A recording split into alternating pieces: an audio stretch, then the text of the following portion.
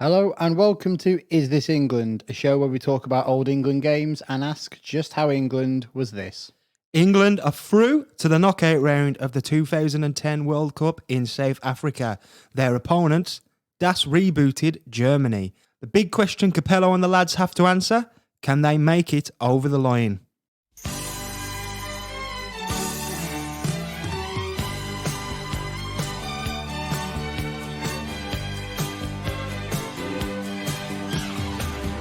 You may be a stranger, that's what time can do. Baby, you mean everything to me. Welcome to the show, everybody. Nick, good to see you. Good to see you, mate. How's things? Things are great. I'm Yeah. full of energy.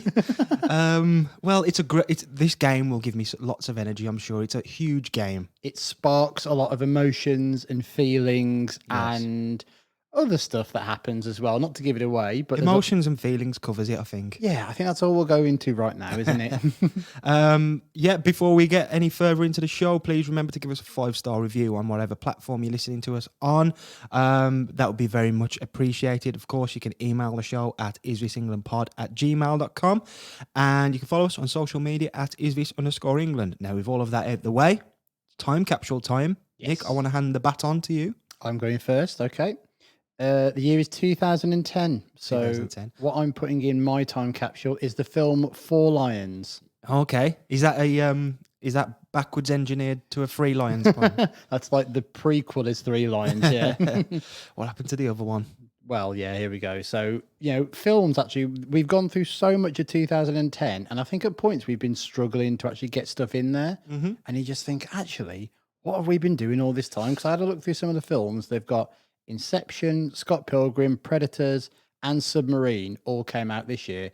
And we've not put any of them in, and there's some really good films in there. But for me, Four Lions is just something that I could just always watch. Like every month, I could put it on and still really enjoy it and love it. Now, I do like Four Lions, and I've watched it probably about 3 or 4 times, so not as frequently as like every month. Yeah. If you're committed to actually doing that, but I really can't remember much of it. Yeah. It's just a nice film to watch, and it does have a strong message, I guess. But other than the rubber dinghy rapids, Yeah. like I'm not sure I can recall many components or scenes from the film, but I will vouch that I did enjoy it. I'm sure of that. Yeah. Yeah, it's brilliant. For people who don't know, IMDb's description of the film is 4 incompetent British terrorists set out to train for and commit an act of terror. That's what you want from your comedy. Yeah, exactly. It's from the brain of Chris Morris, who directed, filmed, and co-wrote it, along with Sam Bain, Jesse Armstrong, and Simon Blackwell. I mean, that is a writing team right there, isn't Jesse it? Armstrong of Succession fame. Exactly. Yeah. Chris Morris, the great, The great the one Chris and only Morris. Chris Morris. Yeah. It's a weird kind of film for him to do because, well, it's not actually. I feel like It's kind very of on brand for It's him. very on brand, but it is a bit more heartwarming than you'd usually expect. And I guess that's probably where the other guys come in as well, because Sam Bain and Blackwell, I think they both wrote on Peep Show. They've written on loads of other stuff as well. I mean, you're pretty much just missing Armando Iannucci out of there for like great British comedy writers of the last I'm decade sure he or had a so. look at the script and gave it his opinion. Yeah, on the way. he praised it. Yeah, Yeah, yeah. definitely co-part that. And the cast is incredible as well. I mean, the cast is Riz Ahmed, Arsha Ali, Adil Akhtar, Kayvan Novak, Julia Davis, Craig Parkinson, Nigel Lindsay, and a cameo from Benedict Cumberbatch as the hopeless terrorist negotiator. Again, a strong cast. Kayvan Novak obviously gone on to great things as well. Yeah, What We Do in the Shadows, and he did Face Jacker as well. I didn't really watch the Jacker, the Jacker archive really. That wasn't anything I did, but yeah, he's done incredible stuff. Craig Parkinson, a bigger actor these days too, and Riz Ahmed. I think he's been like Oscar nominated. I think he's done his own short film, which has been nominated as well. Yeah, absolutely. I mean, it is a great film and really sort of a not a, well, yeah, I guess it is daring, but at that time as well. I mean, wasn't the terrorist attack in the UK around 2010? I think it was Maybe a it was- little bit before that, yeah. because I think it was the day after it was found out that London was getting the Olympics. So for a film to come out like that, which I think he'd done, like Chris Morris had done a lot of research into the film as well, into the subject matter as well, because they are all British people who are in it, but they've obviously just been something, we don't know what's happened, but they've all kind of been radicalized around it. and they don't kind of pull jokes only on one side or another. Like they're made to look as stupid within doing this as well as the other people around them, just to kind of be like, it almost like it humanizes all that stuff, and they have Yeah. conversations that you just never think that they would have. Like Riz Ahmed's family in it, his character, he kind of openly talks about being a suicide bomber, like in front of his child, and his child is talking to him like basically comparing it to the Lion King, and you just think like, how are these like, how is this actually happening on screen? And is it just it feels just so normal the way they do it. The film, if I remember correctly, was kind of marketed as almost a modern day Dad's Army. Oh, really? Okay. But obviously, different cultures and what have you. Yeah. But it is that sort of hopeless, Yeah. hapless and hopeless people. But yeah, a great film. Do you have a particular standout moment or scene for yourself? The blurred faces always makes me laugh. So there was a point of where they're going out to go and collect something from the van, and one of them says, "Oi, surveillance!" They've got cameras out there, and two of the lads walk out just shaking their faces from side to side, just so they come out all blurred. It's like they've got cameras and videos, you idiot. They're not going to do that, and that's amazing. I think squat jogs is something that a lot of people remember as well about having to run while they've got like bomb materials on them. The backwards rocket launcher is so unexpected and unacceptably funny. Just be like, okay, I was not prepared for that. Yeah, that catches you off guard. Yeah. And anything else to say on Four Lions? Also, it made me really love the song "Dancing in the Moonlight" because they brought it back kind of when they're driving down, and they've just kind of got all this cultural music going on, and they're very serious. And it cuts to the morning, and they're all just screaming it out of the van, and I just find that so funny every time I hear the song. I think of the film as well.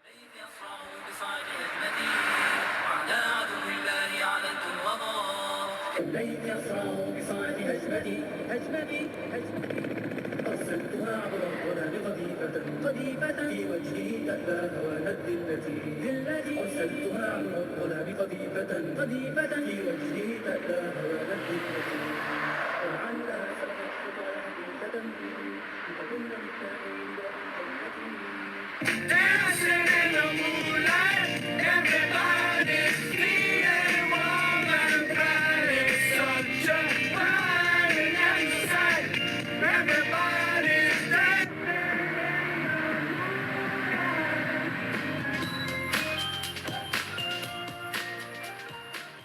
Brilliant. My pick for the time capsule in 2010, probably my fourth. Is this our fourth pick? Is our fourth will dip be, into yeah, the yeah. 2010 pot? An Idiot Abroad, the TV series, An Idiot Abroad, first aired on the 23rd of September, 2010. I was kind of still am really a huge Ricky Gervais, Steve Merchant, and Carl Pilkington fan. So that trio. The XFM shows, I used to download them from wherever I could get them, and like they'd be like all badly named files, and I'd have to like order them myself, and it would just be like, this is my MP3 player for music, and this is my MP3 player for the podcast. I need a separate one to host all of it. God, I could listen to them all day. And the only thing is now that you don't really download files like that because music's all streamed everywhere and what have you. So, and those shows, they're on YouTube, but I don't have YouTube Premium.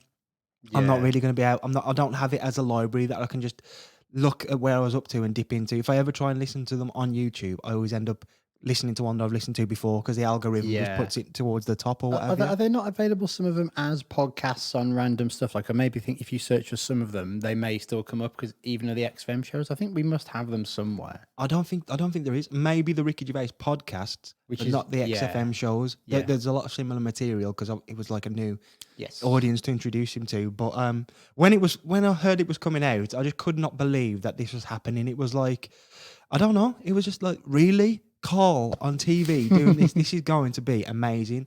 And it opened Carl up to a whole new audience. And I think it was really considered a success. It's not even really a cult hit. It's more of like it's not quite ingrained in culture, but it's a reference point, almost household name. Yeah, I think most people wouldn't kind of know who Carl Pilkington was because those shows were so popular. I remember when they first launched, he was like on the phone to Ricky on camera going, "Oh yeah, it's on Sky in HD." When Sky was launching HD as like the big thing, basically, which would have been 2010, around the time of the World Cup as well. And it was seen as, okay, this is like premium television, and it's a travel show. And actually, the show itself travels well in terms of other audiences. I remember hearing Doug Stanhope like loves it. Yeah. Just saying like, oh, I love that show because he just goes around whinging about everywhere, which is exactly what I do as well. And he doesn't try to look for the good in stuff. He just likes what he likes. I remember showing, and it's a good vessel for Pilkington as well Yes. because it's not the same old stuff. The people I can remember sort of watching the show with at the time, and I'll be like, "You've got to watch this." I couldn't have gone. You've got to listen to this 3-hour XFM show and Yeah. listen to about 10 more of them to really get the continuity and the references. But an hour of great TV, you get to see some amazing sights around the world, and his just hilarious take on it. Yeah. And like I say, it's a really well done travel show. So it did feel a bit like losing your favourite band though, when Yeah. everyone got on it and it was like, this Christmas, the stocking filler, the Idiot Abroad DVD. And I was just like, I think I got that DVD 4 times over that Christmas because Yeah. I have a birthday very near Christmas as well, and I had it from loads of people. I think it continued for 3 series, and I don't mind admitting that I didn't really like the 3rd series with Warwick Davis. I just thought it had kind of been done by that point, the show, and I didn't think Warwick really added that much.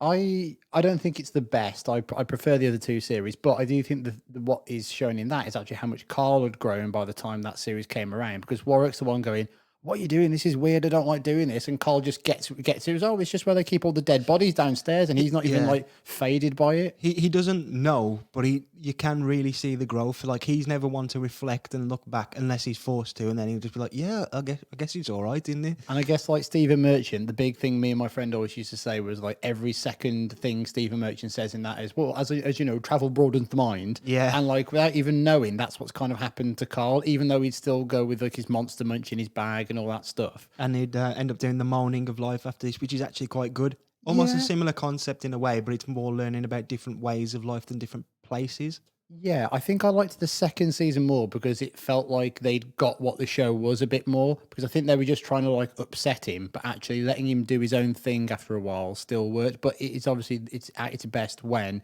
it's Carl being upset and being poked and done stuff he doesn't want to do. He's got a bit more control over it in the other ones because it's his own vehicle, kind of. Do you have a favourite Idiot Abroad moment? I love when he's on the boat with all the fish and he's trying to watch King Kong. That would be mine as well. And and there's no for some reason there's not the picture. So what and he thinks he's watching the film and he's like, it's the longest intro ever this is. And I think because he can't see the picture, I think he's got the DVD menu up, Yeah, right. which is why the music is just going on He's and on just in the background. disorientated from where, because he's really like seasick and what have you at that point, isn't Yeah. he? And that some guy's going like, "You got to come here." He goes, "I'm watching King Kong here." Yeah, I love that so much. I think that, and I think is when they go to China and there's a guy that's eating.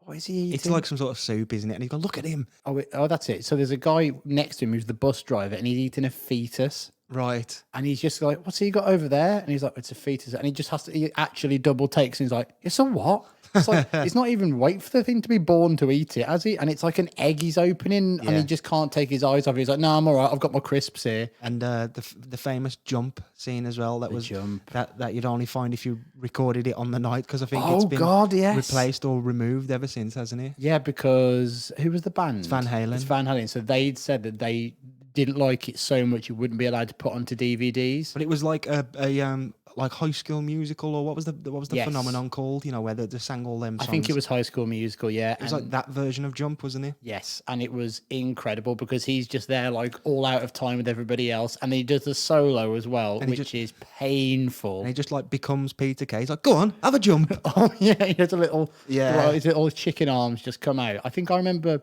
again. This is the day I had my own Sky kind of recordings in my room when I was younger, and I was able to record like whatever and keep it forever. And that was a keep ever forever episode because I knew you weren't going to be able to watch that unless you. I mean, I didn't realize it would be over YouTube probably everywhere now. Yeah, I think it is. I think you can find it, but a lot of laughs in the time capsule this week. Yes, a We'll lot keep of them funny because stuff. we may need them later. Oh yes. Why are we covering today's game then? England versus Germany, a World Cup round of 16 game. First knockout round, yes. Yeah. Why this game then? Well, we're just continuing the journey. We kind of started it off early in the pod. I think it may have been episode 10 or something. We decided to do USA. And then I realised that England will be playing Germany around this time when the podcast comes out. So I thought, well, actually, if we're going to do it, we could do a bit of a journey to England coming to this game. And we've done that over the last couple of months. And, it's a really big game, actually. It's really memorable. And, a lot of people will probably already know what happens in the game, but it's still so interesting to see what's gone on. And everything just kind of starts happening now, isn't it? It's the business end of us going through a World Cup. Also, I think this tallies up with an upcoming England in real time Yes. playing against Germany as well. So it's all worked out for the best, Yeah. like I'm sure this game will. So we usually take a look at the state of football. Usually it's sort of a club football recap, Champions League, Premier League and all of that stuff. But we did that Yeah. in the USA game. We then looked at, I think, France's tournament. And The Algeria game, yeah. then we looked at the group of death Yes. in the Slovenia game. Yeah, it would have been North Korea's group, wasn't it? Exactly. So now it makes sense to look at Germany. As we're playing them, yeah, As why they- not? So let's have a look at how they managed to navigate, not just through this tournament, but I guess a bit of leading up to it. So Germany qualified for the tournament in their sort of regular style because they're German and that's what they do. It was, especially looking back, a really impressive Germany squad starting to emerge at the time. You had youngsters such as, that's right, youngsters such as Mesut Ozil, Toni Kroos, Sami Khedira, Thomas Muller, and Manuel Neuer, just to name a few. Yeah, I can't ever imagine Muller being young. He's just forever been about 27 and a monster, hasn't he? Like and he looks no different either now. He looks exactly the same in this game as he did when we've watched the Germany game from 2021 as well. He's just never ending. Very true. The never-ending Thomas Muller. Is it? I think we may have spoken about it before, but the name Thomas Muller is like the German equivalent of like John Smith, isn't it? It's like the most common name in Germany. Oh, I didn't know that. Not saying John Smith is, but it's like, your traditional sort of Standard. Yeah, if you had to make up a placeholder for a German character, Yes. you'd call him Thomas Muller. Okay. But he's had an exceptional career. Germany had been world champions 20 years previous in Italian 90. They'd also managed to spoil England's party in the semi-finals of Euro 96 before winning that tournament also. The latter team, the Euro 96 team, wasn't seen as a particularly great Germany side. I mean, it's all right for some, isn't it? I know, just winning tournaments when you're not even at your best is disgusting behaviour. But it was kind of seen as though they'd steadily been getting worse since the Italian 90, so sort of a little bit of a decline in that squad. Again, I don't know if you can call it a decline if you end up No at sympathy. the bottom end winning a tournament, the end of the decline. But that wasn't actually the end of the decline. That would come in the new millennium. The nadir, the bottom of the pit, they lost to England in Euro 2000 and accompanied England in going out in the group stage of that tournament. Yes, it was seen as an absolute disaster for them, really. It wasn't really seen as that for England. It was just kind of like, all right, didn't do great there. But Germany were like, right, we've got to rip up everything. Like, this is terrible. We can't continue like this. We just can't. And also, as well, there was kind of like, it was also coupled about a year later when England beat Germany 5-1 in Germany. And it was just like, we can't keep playing Janker and all these other players when England are able to come here and do that. So it was like, start from scratch again, das reboot. Yeah, so they were kind of aiming for they were hosting the World Cup in 2006. So Yes. do you imagine that the reboot would have been, by the time this comes around, do you think they wrote off those 6 years? I don't know about wrote off. I think they just thought, right, we've got to put some structure in place and we've got to think about what we're going to do next and not to embarrass ourselves, because really Germany hosting a World Cup, you kind of think, all right, well, minimum is semi-finals no matter what. And Well, not embarrassing themselves. They actually got to the World Cup final in 2002. well, that's what the annoying thing is. Like, how did this German team, who were like not seen as anything special whatsoever, still manage to get to a World Cup final and had maybe the best player of the tournament? I think he was giving it Oliver Kahn. Yeah. And it was probably only his mistake, actually, that leads to Ronaldo's goal. The game opens up and they lose 2-0. Really, they were just mega organised with a few standout players. I guess 2004 came and went. I can't really remember much about the team at that time, I but think they went out in the group stage in 2004. I think again, it was just like, what on earth is this happening to Germany? But by the time the World Cup comes around, they are managed by Jürgen Klinsmann with his assistant, Jogi Löw. yes, Klinsmann's men reached the World Cup semi-finals on home soil, so kind of par, as you'd see, where they would lose in extra time 2-0 to Italy in one of the best World Cup games ever. Yeah. why is that considered one of the best World Cup games ever? I can remember it being high drama, Yeah. but what puts it in that category? I think it was just so open. Both teams were really going for it, like it was a knockout game instead of kind of being really cagey. The game was 0-0 going into extra time as well, and it was like, how on earth is this game 0-0? You had like I remember Fabio Cannavaro is kind of seen as having one of the definitive kind of defensive performances as well, and they kind of just steal it at the end. Italy, sorry, and I think it's Fabio Grosso's goal, which comes out of nowhere. Pirlo with like a nice pass in. Germany are pushing. And then on the break, I think it's Totti and Del Piero just killed them off, really. Pretty sure Italy would go on to win that tournament as well. They would indeed, yes. Congratulations on winning a tournament, Italy. But that was a step in the right direction after Euro 2004, I guess. And not like you said the semi-final will be seen as the minimum, and they got there. Yeah, and they did it with like a bit of style as well. Like I think Philip Lahm had really come to the forefront at that point. Michael Ballack was seen as one of the big players for them through this rebuilding period as well. He'd kind of managed to drag Germany through that 2002 tournament, even though he'd be banned for the final himself. So, a cruel twist of fate for an incredible midfielder. Jurgen Klinsmann would step away from his role as manager after 2006, and Yogi Love. I never know if it's Love or Low. It seems to change every time. It goes Yogi, Lurgi. It's like, well, pick one. He was appointed as the successor, so a bit of a Steve McLaren-esque transition there. That's the one, yeah, definitely. It ended a bit better for them, let's just say, with Low in charge. Before we get to 2010, Germany reached the 2008 Euros final. Again, another really, really strong performance in a tournament. And yeah, as you mentioned, it kind of centered around Ballack. So heading into 2010, you had Ballack and this young core that we mentioned earlier with the likes of Mesut Ozil and what have you. Unfortunately, Ballack was injured in the Premier League. Well, not in the Premier League, but in English football. Yes, in the FA Cup final in Chelsea's win over Portsmouth due to Kevin Prince Boateng's foul on him. This ruled him out of the World Cup and led to a few awkward conversations in the Boateng household. Kevin had recently nationalised himself to play for Ghana in the 2010 World Cup, even though he was eligible to play for Germany's national side, as his brother Jerome was doing at the time.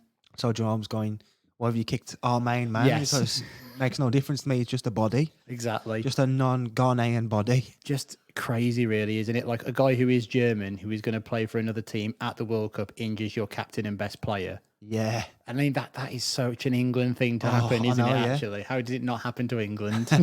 Who would take over? Because Ballack was the captain. He was. Who would take over in his absence then? It was Philip Lahm who was chosen to be the captain. I think he'll make a good captain. Yes. Well, he could play both sides of the defence as well, so it didn't really matter. I mean, I think Guardiola changed him into a midfielder at points as well. Yeah, he definitely And did. you kind of think, all right, you're just kind of showing off there, really. I know you can change him into being this, but just the ultimate reliable fullback for years and years, wasn't it? Either position as well. Just an incredible player. The old Trent Alexander-Arnold, as he shall be known. No, really. Well, we're yet to see him really play for anyone in midfield, despite all of those rumours. Oh, I know, yeah. Let's hope that never comes true, really. We're on then to 2010. Germany, do you think they would have been confident? From memory, it was a bit of I don't know.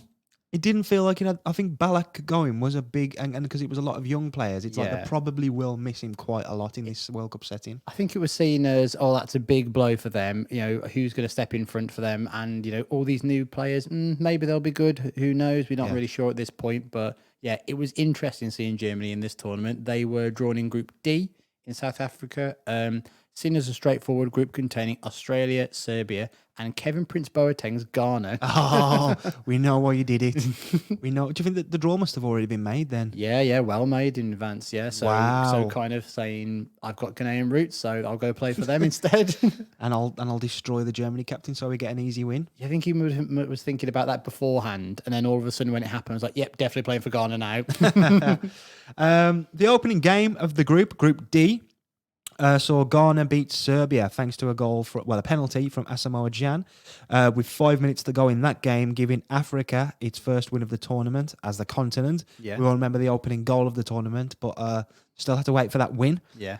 Germany would collect their first win in some style against Australia. Running out 4-0 winners with goals from Podolski, Muller, Kakao, and World Cup stalwart Miroslav Klose getting in on the action with, you guessed it, a header. It can't be anything else, can it? Weren't all of his goals in 2002 headers? Because I think he scored about 6 of them. That's incredible. I think he got a hat-trick in the Saudi Arabia opening game, and I'm almost certain they were all headers. But my memory of this time would have been, we've listed the scorers there, but there was a player who didn't get on the score sheet who everyone seemed to go, this guy might be the best young player in the world. Mesut Ozil. Am I right in saying there was a lot of hype at this time for him? I think so, yeah. I think as the tournament went on, it just became so clear what a serious player he was as well. And he excelled in this game. I think he may have set 1 or 2 up. And yeah, Muller just starting things off well. Straight away, it just felt like he's been here for years. So what about round 2 of the group stage? How did Germany get on there? Yep, Germany went into the second game knowing a win would see them through automatically, but Klose was sent off in the first half. What could he possibly get sent off for? The most inoffensive player ever when you look at him, isn't he? And doesn't leave the opponent's box. No, you wouldn't think so, would you? But yeah, he picked up 2 yellows, so he was off. Germany immediately went behind to one-time Liverpool travel man, Jovanovic's goal, and they couldn't find an equaliser, Germany, so they've lost that game. No. Yeah. All that hype, eh? Yeah, bunch of untalented idiots. Hype train. Nothing without Ballack. I mean, was it Serbia? Yes. Is losing to Serbia worse than drawing with Algeria? No. when you look at both of those games, I think Serbia had an all right team. They always put good teams out there, but in terms of we've watched that game, and no matter what, nothing is as bad as that. No, I disagree. I think England have actually outperforming Germany in this tournament so far. In the second game for Ghana, Asamoah Gyan scores another penalty to equalise against an improved Australia. So that draw meant that 3 teams could go through on the final day of Group D. So a lot to play for. Serbia would amazingly, quite impressively, or whatever the opposite of impressively is, lose to Australia 2-1 in their final group game. And yep, there's the name. I knew it was coming. Tim Cahill. Yep. So Cahill ended their chances of progressing to the knockout round of the tournament. Banging goal for the Socceroos. I'm sure it was a great goal from memory, right? Maybe, yeah. It's another one where he scored, and he definitely would have done that kind of boxing celebration he does as well. But I'm pretty sure he scored in something like 4 successive World Cups. It was just like, you wouldn't expect that from a Tim Cahill, but he played at so many World Cups. You think, yeah, bloody hell, of course he's going to do it. Yeah, true. And I guess he's like the main man for a country. Like it's almost like Salah with Egypt. I know Salah didn't have a great World Cup, but you just stick around for that national team or something like Bale, and you're the star. Like you're going to be the one who gets the goal. I think he ended up playing up front for Australia for quite a long time as well, and it was just like, well, you're that good in the air, you might as well just play up top.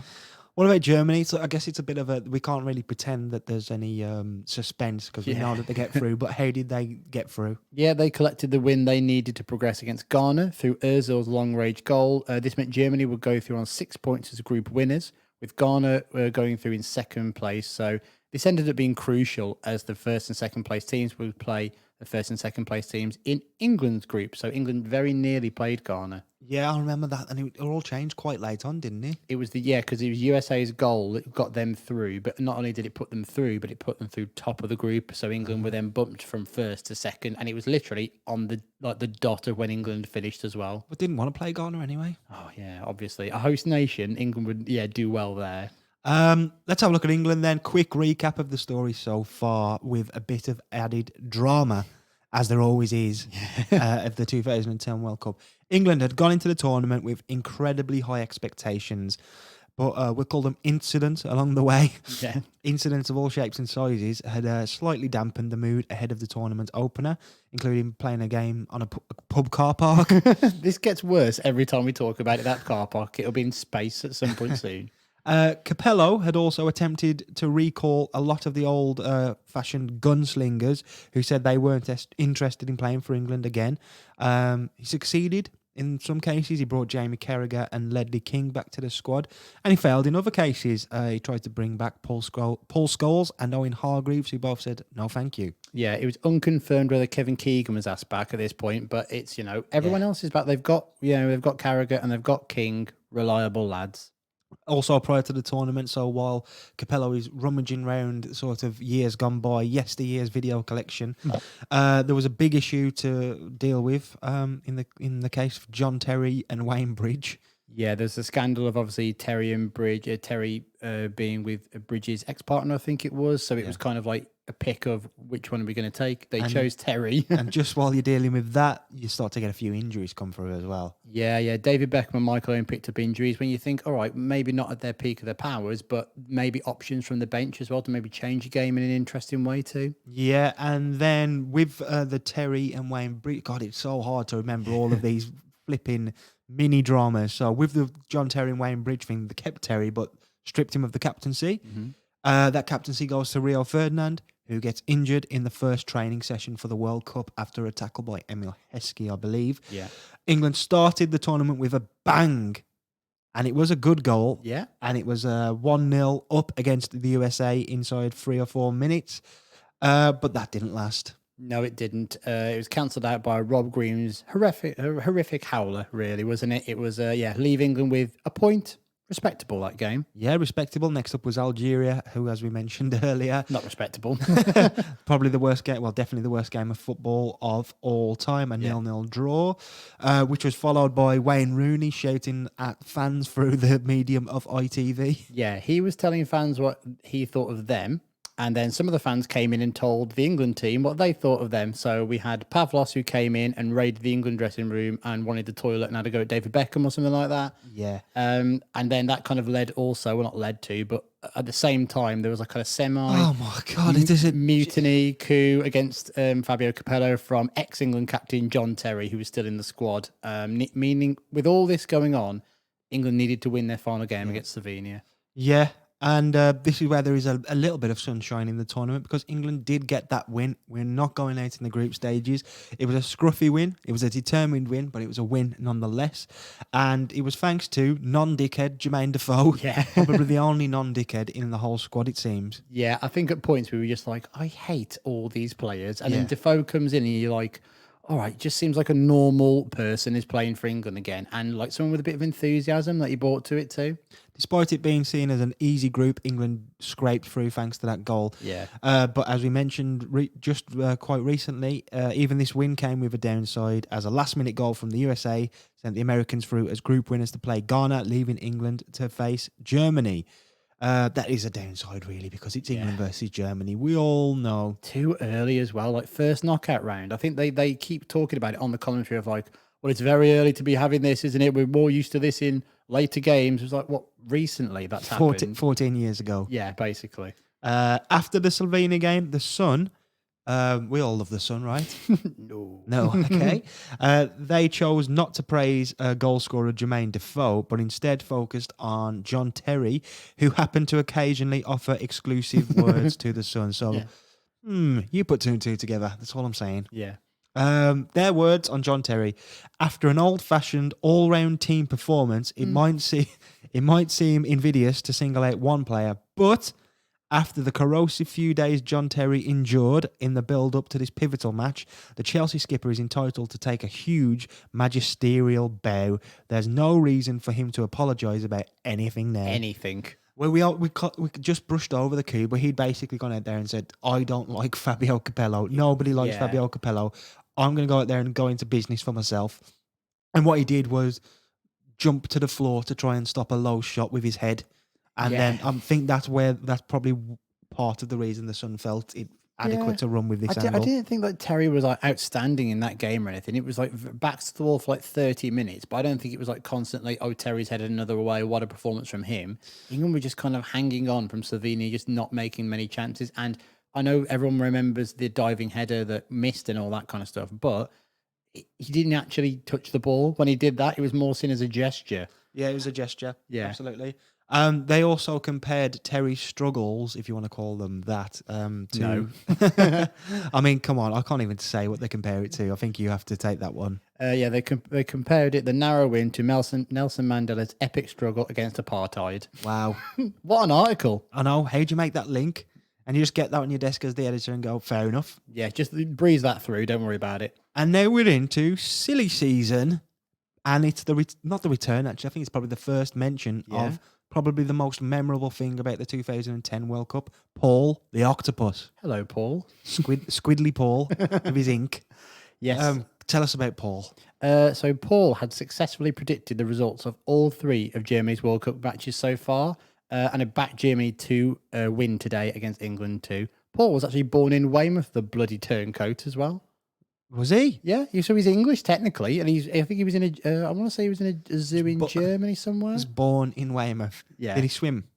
All the way there. Yeah. I think he's probably captured against his will, if I'm honest. But there you go. So he had backed Germany, and he'd not got it wrong so far either. Even the Serbia game, he'd actually said that he thought Serbia would win that. So he's in the know. He is. He's got the inside scoop. if it wasn't scooping with all 8 tentacles, it's Yeah. a big old scoop. If that wasn't enough of an obstacle towards a win, more leaks continued to come out of the England camp. This time around, it was which players would step up and take penalties if required. It emerged somehow, perhaps via John Terry maybe, who wouldn't be taking one of those penalties. It emerged that the players who would be Steven Gerrard and Frank Lampard, Wayne Rooney, James Milner and Gareth Barry. Now, Steven Gerrard and Frank Lampard both missed in the 2006 shootout versus Portugal. Wayne Rooney, you'd think, yes. First one to take, probably. But this Wayne Rooney, that's the only issue, is it? It's like Broken Wayne Rooney. Drained of everything Wayne Rooney. James Milner, good. Yes, I don't think he's literally ever missed a penalty that he's taken. Gareth Barry, I would not be confident in I think Gareth they've just Barry. looked at James Milner and gone, well, if he can do it, You can. Gareth Barry can also do it. So they're leaking the penalty takers of their Yeah. own accord. Yeah, Gerard is kind of seen as like talking openly about taking penalties and like the responsibility that comes with it as well. I don't actually think it gets remembered that Lampard and Gerrard did miss in 2006. I don't feel like because there was the referee that was blamed and Cristiano Ronaldo, kind of the penalties was like, well, they did well to get there. They missed, but no one's really going to blame it. It wasn't like a Southgate or a Pearce or a Waddle or anything like that, was it? It was just kind of brushed over. A little quote from Gerrard on penalties then. The manager is on to the penalty takers to make sure we're doing it properly in training and not messing around. It is a massive pressure for us. I didn't handle it in 2006. So if I'm put in that situation again, I will try and deal with the pressure a lot better. All you can do is be ready, not shy away from it, and have the bottle to step up, especially if you've missed one before. I'll be ready. I mean, some real top, like pre-fronting up from Gerrard, pre or this hypothetical situation that may not happen. Yeah, I have a little bit of sympathy in the fact that those definitely would have been questions asked to him.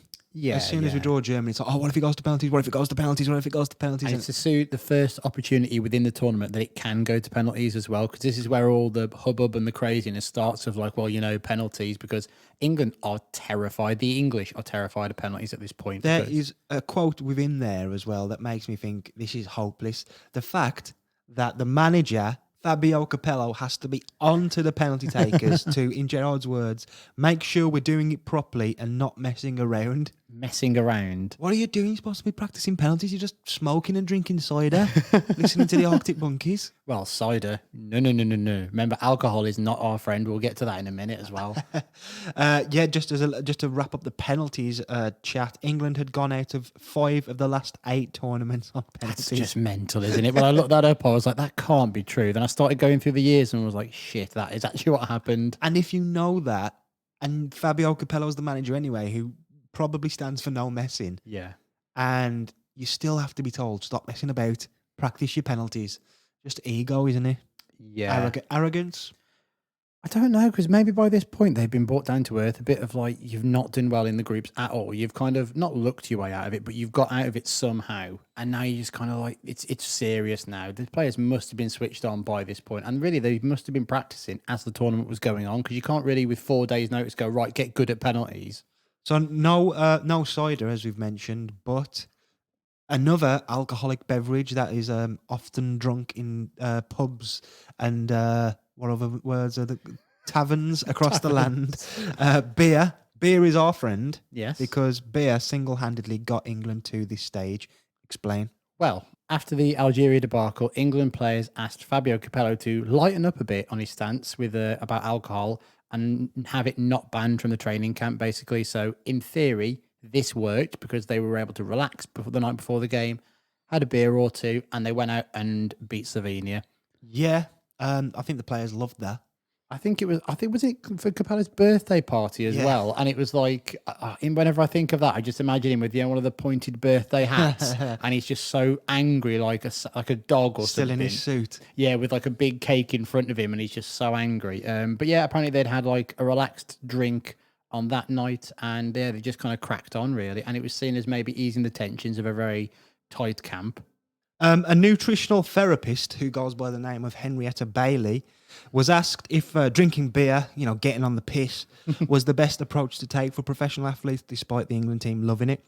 Henrietta did actually back Capello's zero tolerancy approach, but when pushed on the subject, said, if there absolutely is a need to drink, then the key is to pace yourself, no shots, and match each drink with water.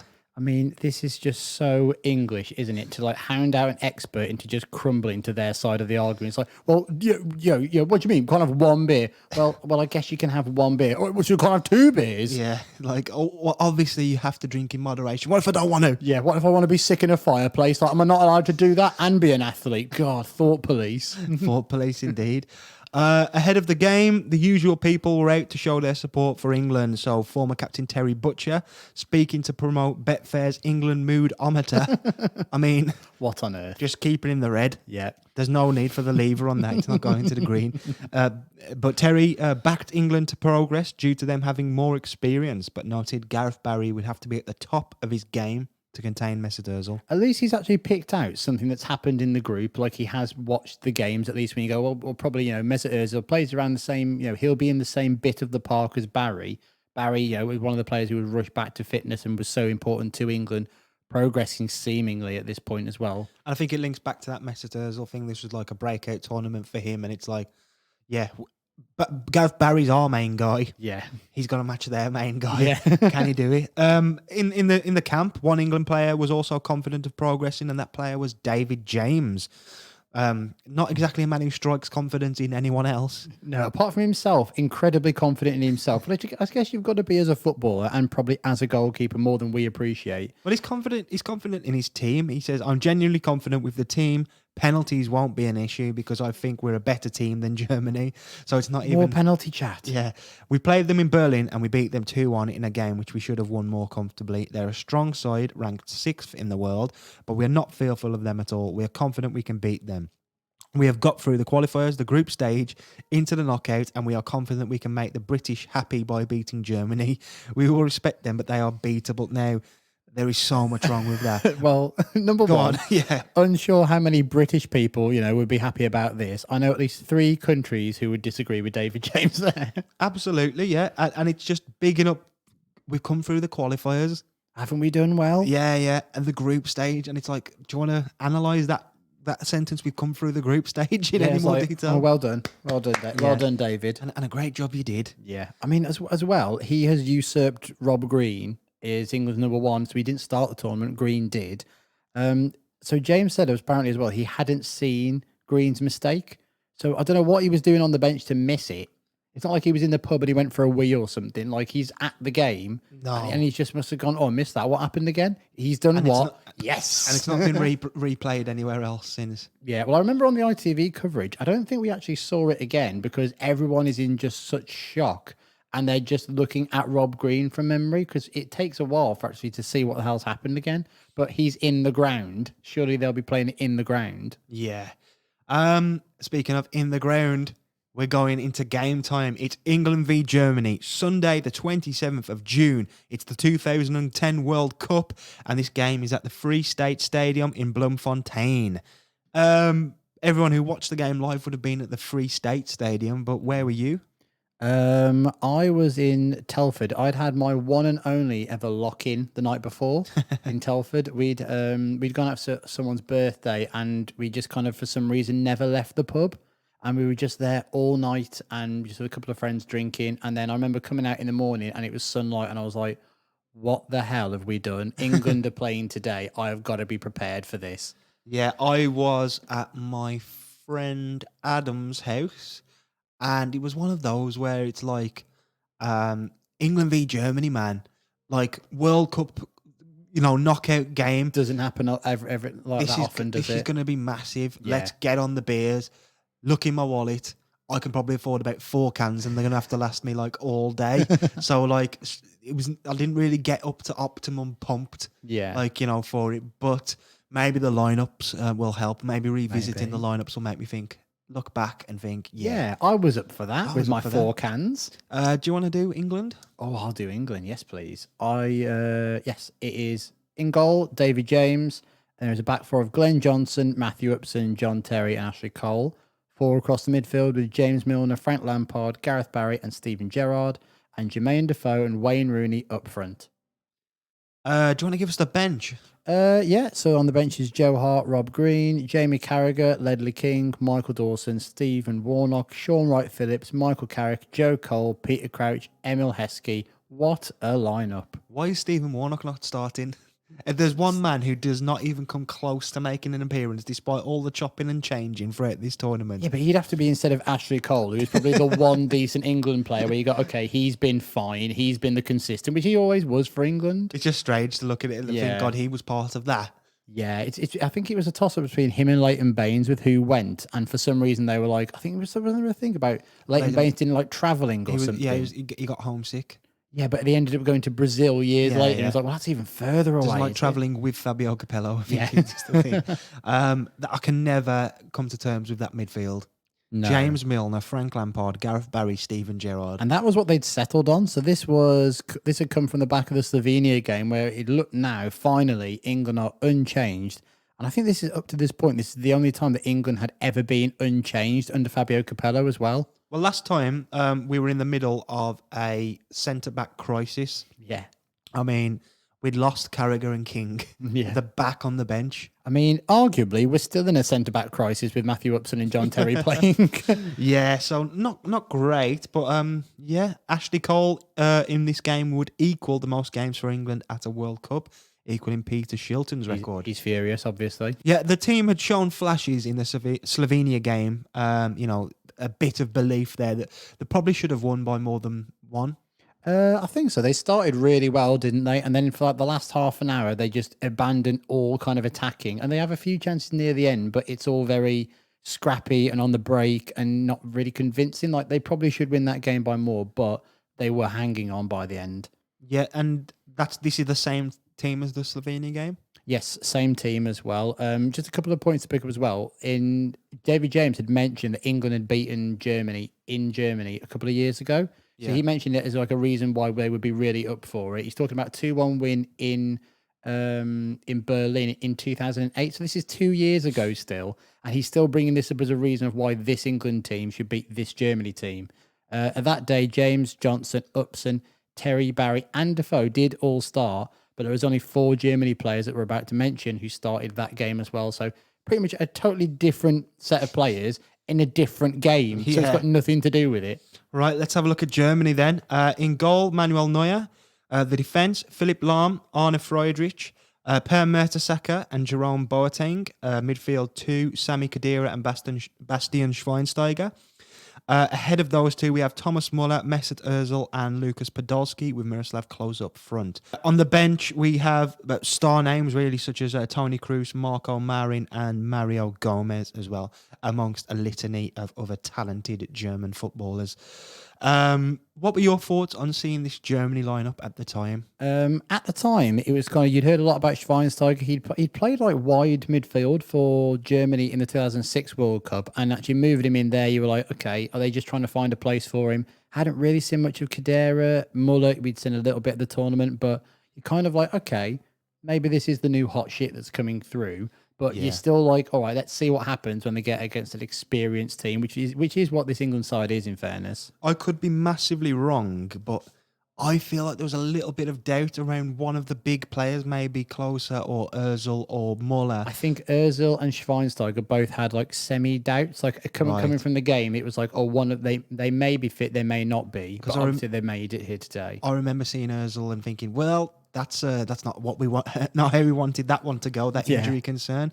Let's just talk about that 11 because that is an elite all-time international 11. Yeah, pretty much. And a lot of that is the core of the team who will go on to win the 2014 World Cup the next time round as well. So just household names throughout. Household names. I mean, yeah, you're talking Manuel Neuer, Philipp Lahm, Khedira, Schweinsteiger, Muller, Özil, Klose. Those are the ones that are really, really like elite level. Even Podolski would go on to be like one of their all-time top scorers ever. And you just think, bloody hell, really? Podolski? But he was an incredible player for Germany. Boateng was an elite Champions League level centre back for a long time. Per Mertesacker had a great career at Arsenal towards the the back end of his career. So yeah, scary.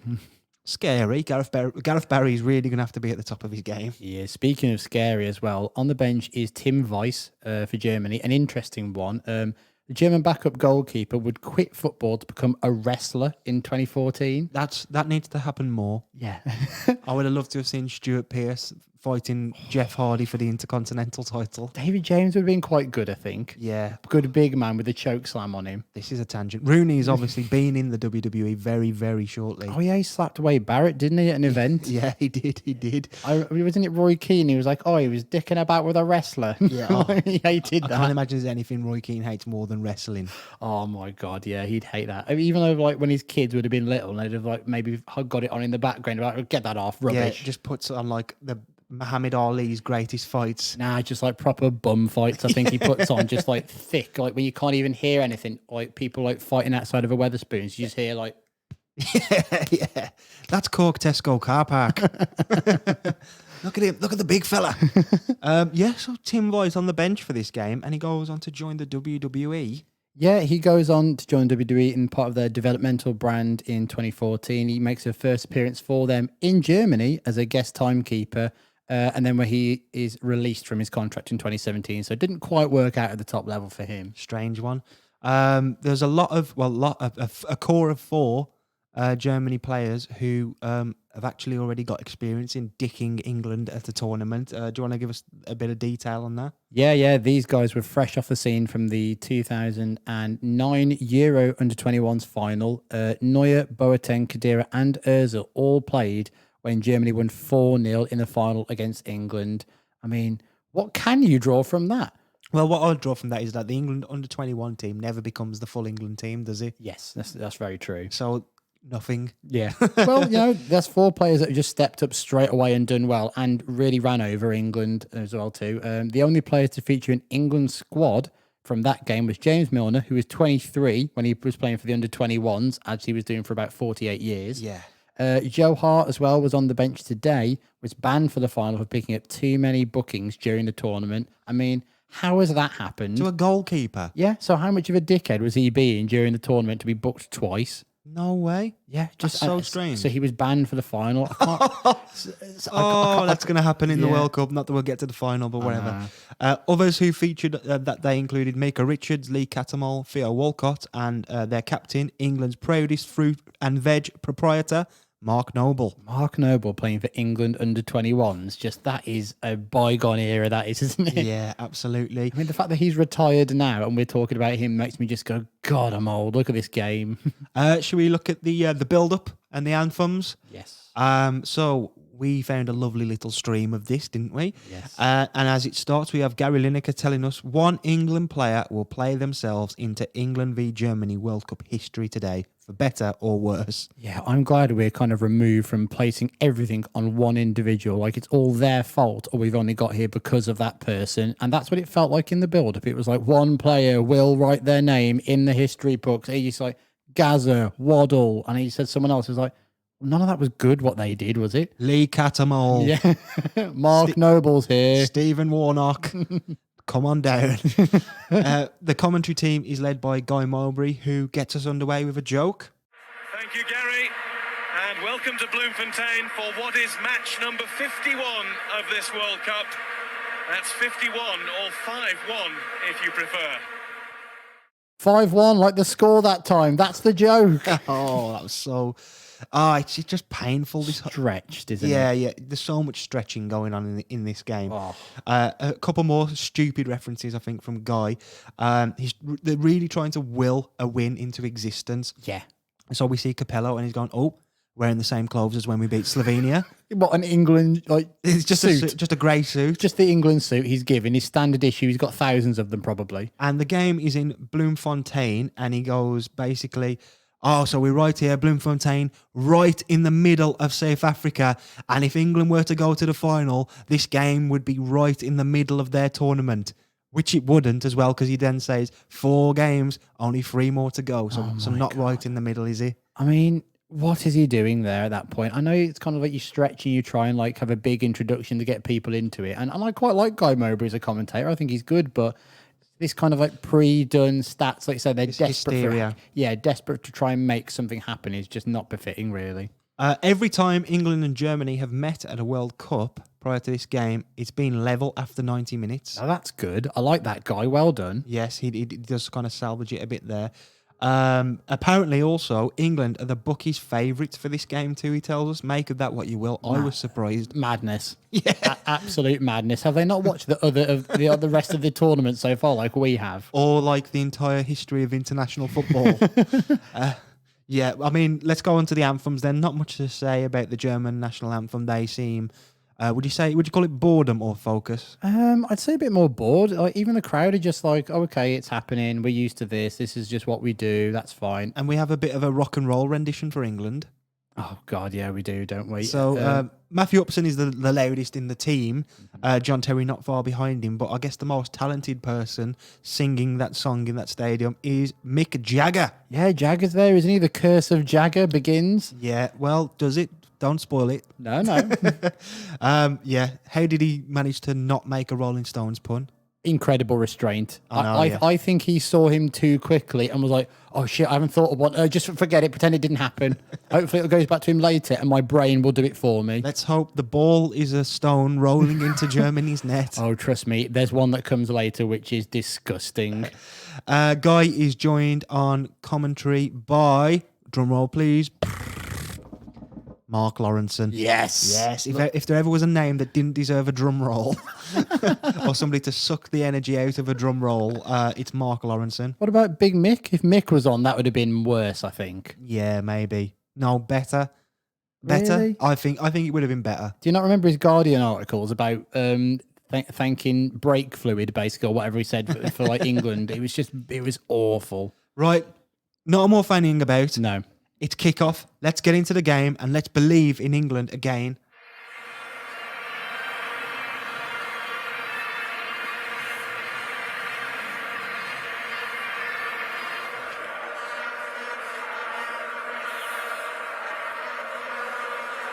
Neuer takes a long run to get distance on those.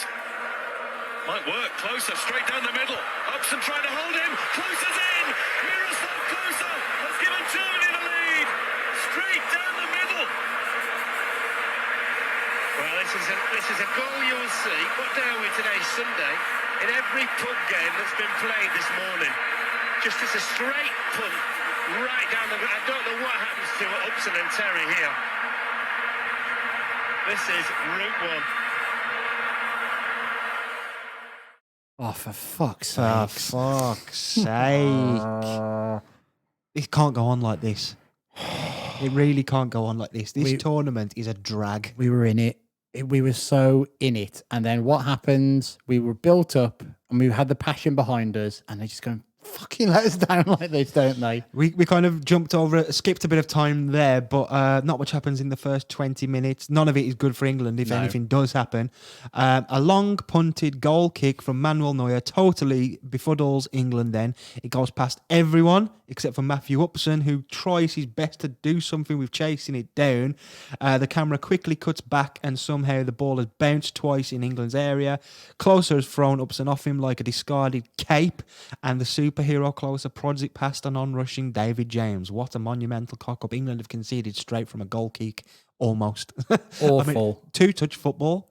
Well, the fact that it just happens so unexpectedly, this goal, when you're watching it. Like, I was watching the stream again, and all of a sudden, I just saw the angle we get is behind Neuer's goal for his goal kick. And by the time it, like, comes back, it's pretty much already in the net. It's like a horror film without any suspense. Like, the killer has just jumped out in the middle of a scene and murdered someone. Deal with it. Yeah, it's just like, okay, this is happening now. Oh shit, it's in the back of the net. What the Yeah. fuck has happened here? It's just Is terrifying. it targeting Upson because he's the only one who can try and get near it? But I mean, he's just kicked it. I've got to say, it's a really good goal kick. It's a good kick. I'm not disputing it's a good long kick, but like I've got in our notes kind of the picture of like before and after, and England's defence is all over the place. They're all kind of like dragged over to the left hand side, apart from Glenn Johnson, who's just out wide for some reason. Like Upson and Terry aren't really in lines with each other either. Terry kind of comes forward and leaves it to Matthew Upson, but Upson is already like neither of them are near closer. Closer's kind of picked the spot in between them, and neither of them's followed him. And before they can even react, it's too late. Mark Lawrenson's reaction is hilarious. He goes, "What Yes. day is it today? Sunday." And he goes, "That's pub football. That is. That's pub football." Didn't he say something like, "This goal will be scored exactly like this up and down the country"? Yeah, on pub car parks where Yeah. England have already played in the warm ups. He's spot on. Really, it's awful defending. I can't really think of a worse goal to concede in a game like this. A more embarrassing, goal. No, it's probably worse than the Rob Green sort of thing. Yeah, because that's one individual error. Really, this took both of England's defenders and probably the whole team not to be set up right. I think as the start of this game goes, England do push up quite high, and you think, well, Glenn Johnson's not quick. Ashley Coley's relatively quick, but Upson and Terry, you think they've got a lot of space behind them, and essentially they've just smashed the ball over the top, and it's just worked. And actually, there was warning signs already there at a couple of occasions before the goal too. Absolutely. Just one more thing from Guy, who quickly in the aftermath is there with his superstitious hat on. He comments that England haven't come from behind to win a World Cup game since 1966. Since 1966. I mean, can we stop with this? It's actually incorrect as well. It is. And he's told seconds later, he goes, no, I've just been told we did against Cameroon in 1990. And apparently it's Gary Lineker in his ear going, actually, I did that. I've managed to do this. And like you say, Lawrenson as well is beside himself, the defending. And he keeps going, where's Terry? Where's Terry? And it's like, he's like a nan asking for a cat that died 7 years ago. I was like, where's Fluffy gone? Where's She's all not Fluffy? here anymore. Terry's out of position, nan. Let's have a look back at those warning signs then. Ozil had a shot saved quite early on. England started like they were just having a kickabout down in the park. They were just like, any time they got the ball, it was a Hollywood pass, wasn't it? It was like when you like down the park with your mates and you get the ball and you've just got loads of room to like run into. So you kind of just like knock it forward with the side of your foot, just to be like, yeah, I'm playing, I am, and like, running with it. And like, right, I'm going to spot that person over there, smash it to them as long as I can. And it's probably going to be a shit pass. There's like 10 seconds for people to make up for it, though, isn't there? Yeah, It's like a yeah. race between the defender and that person. I think that kind of sums up. It's looking for moments, and I think that sums up the tournament so far for England. There's never really been a cohesive team sort of strategy. It's just been like, okay, if Gerrard can't do it, Lampard might. If Lampard can't do it, Rooney might. Get it to James Milner for a bit. Oh, Ashley Cole's good, isn't he? Jermaine Defoe, can we bring him on? Like Peter Crouch, can we get Crouch on? And as well, we also get one of the things there's talk of just one good cross from James Milner. That's all we need. We just one good. It's like, is this what we've become as a nation? We've got James Milner on crosses.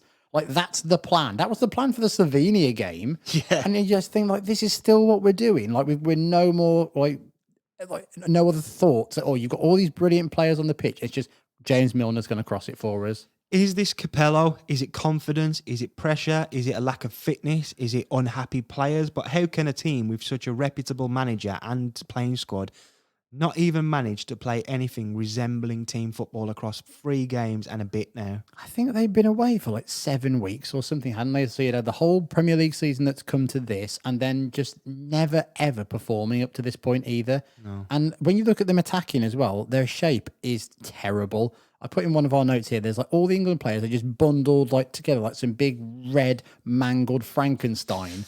And it's just, there's no shape to it whatsoever. There's just people standing wherever the hell they want. And as soon as you misplace one pass, Germany are so organised. They've got the 2 players or 3 who know how to break, and they're in on England again. It just keeps happening. I was watching this game on 1.5 speed on my phone, and I gotta say, it did a lot for England. It made them look like a normal team, whereas Germany, like you could, if you just watched England, you'd be like, this is just normal. Yeah. And then you watch Germany, oh, they're superhuman speed. Yeah. Because they're playing quite quick. England is so slow and so all over the place.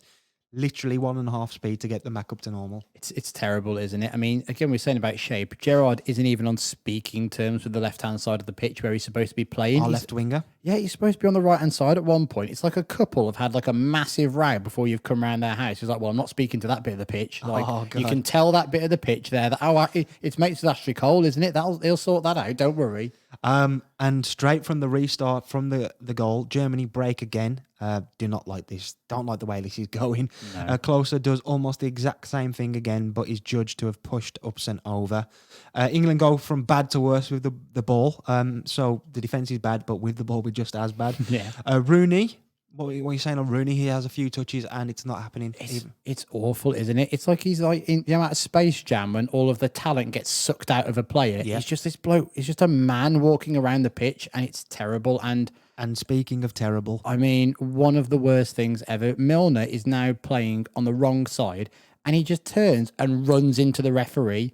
No pressure on him at all. I can't stress how much. There's no one near him, and he just starts turning, and then he actively like walks towards the referee and like hits into him. running backwards. Backwards? No, he's not running backwards. He's running towards His own goal. Yeah, yeah. So the referee is like taking up his own space to make sure he's not interfering with play, but James Milner interferes with him. like a homing missile. Yeah, it's just like he can't help it. Like, oh, what am I doing? What am I doing? And he just bumps into him. And the England fans start shouting. It's like, the referee hasn't done anything there. It's them. Germany almost braked from that. It's just hilarious how many astoundingly bad moments there have been in this tournament so Yeah. far.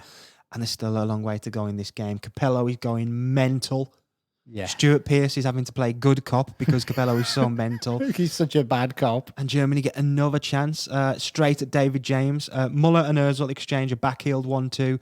Muller passes to the left of Upson, who is stretching and doesn't cut the pass out. Closer shoots directly at James's outstretched legs. Germany had a man over on the left, and if they'd have used him, it could have been 2-0. David James is going mental as well. I mean, as keepers tend to do when the shit hits the fan. It's not his fault, but... No. I think the beyond going mental having an effect. Crack the beers. Yeah. Get the beers on the pitch. And like you say, I think Lawrenson is fuming at that point because he's like, they had a man over there as well. If they just used him, they could have done something else with it too. Well, they do something else with it next time. Closer. Through again. It's Thomas Muller for Germany. And there's a man over. It's Podolski. Podolski's made it too. England are in trouble. Well, you could have commentated on that goal about 90 seconds ago, because that's where the other one should have gone, and James made the save. Just so easy. They don't need another chance. So easy this is. I don't even know what to say, and it's only 31 minutes gone. A But World Cup knockout game against Germany. You're going to write your names in history. This is the. You remember the start? who's going to step up? Who's going to write their names in history and all that The stuff? start of the USA game when they're in the tunnel and they're going, really? There's no excuses. All the squad are around Yeah, 27, 28 years old, in the peak, playing regular Champions League football. They've got a great manager. The results have been going well. There is really no excuses this time, and they are one of the favourites. They're the favourites for this game. This game, I can't believe that. Can you run us through the Podolski goal, please? I don't have the strength. Yeah, England are cataclysmically slow and just being played around like by routine moves from Germany. This is actually a really simple goal when you look at it on paper. Muller on the halfway line passes into Ozil in the number 10 position, and there's just zero England players around him whatsoever. Ozil passes to Klose, who's on the right wing, who plays a first-time clipped ball into the massive gap England call a defence, and Muller runs into it. Muller has like a quarter of the pitch to run into in England's half, and the defenders just thought that they're in a swimming pool trying to catch him. It's awful. Glenn Johnson, again, who might as well be in a different stadium, just doesn't even get close to him. Muller plays a pass to Podolski. James runs out, and Podolski puts it into the far corner post. It's hard to explain, isn't it? Because it's such a bad goal.